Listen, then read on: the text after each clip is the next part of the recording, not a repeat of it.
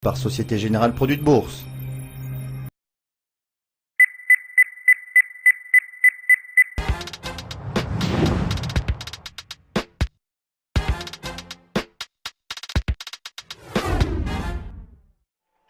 Il est 9 h, c'est l'heure du chrono CAC. On va parler donc de l'ouverture du marché parisien et quelle stratégie adopter sur cet indice avec Benoît Rousseau, trader et fondateur du blog En Lille. Bonjour Benoît. Bonjour Lucie. Alors que conseillez-vous aujourd'hui? Dernière journée un petit peu importante sur les marchés, vu que demain nous avons Thanksgiving, les marchés américains seront fermés et vendredi c'est le Black Friday, il n'y en aura qu'une demi-séance. Donc beaucoup sûrement de mouvements aujourd'hui à attendre. Oui, alors on risque d'avoir pas mal de nervosité. C'est un marché qui est extrêmement difficile. Hier, par exemple, j'attendais les 4850, le point pivot hebdomadaire, pour avoir un joli rebond.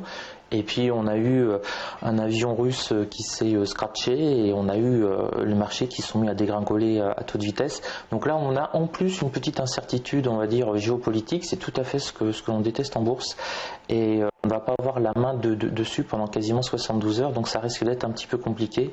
A priori, si on retire un peu cet incident, là on est actuellement sur le point pivot journalier, donc on pourrait normalement aller essayer de chercher le point pivot hebdomadaire à 4846, 4850 pour essayer de se stabiliser. C'est vraiment un niveau clé. Donc si on a un petit peu les acheteurs qui reprennent un peu confiance, on pourrait essayer de se stabiliser sur cette zone-là, 4840, 4850. Ça me paraîtrait intéressant. Par contre, ce que l'on peut craindre, c'est peut-être en fin de journée des ventes ou des encaissements de bénéfices par précaution, parce qu'on a vraiment les 72 prochaines heures, enfin même les 4 prochains jours vont être, on ne peut pas pouvoir intervenir quasiment en bourse, donc il pourrait peut-être avoir des petites prises de bénéfices ou des allègements. Donc pour moi aujourd'hui je reste fondamentalement haussier jusqu'au début janvier, comme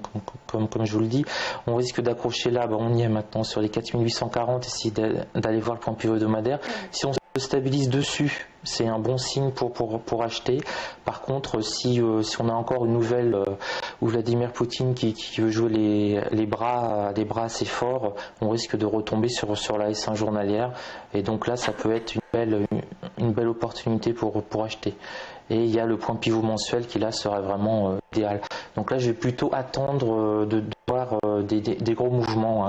Si on casse le point pivot hebdomadaire, c'est un signal achat pour acheter, et si on casse les 4800, on a cette zone là de repli 4777 qui pourrait rebondir pour un day trading rapide. Et si on va vraiment très bas, là on a une très belle zone de résistance 4740, 4750, et là que j'achèterais même pour un swing à ce niveau là, ça paraît joli, mais attention, oui. Il ne faut pas qu'il y ait un prochain avion russe qui s'écrase, là ça va être compliqué.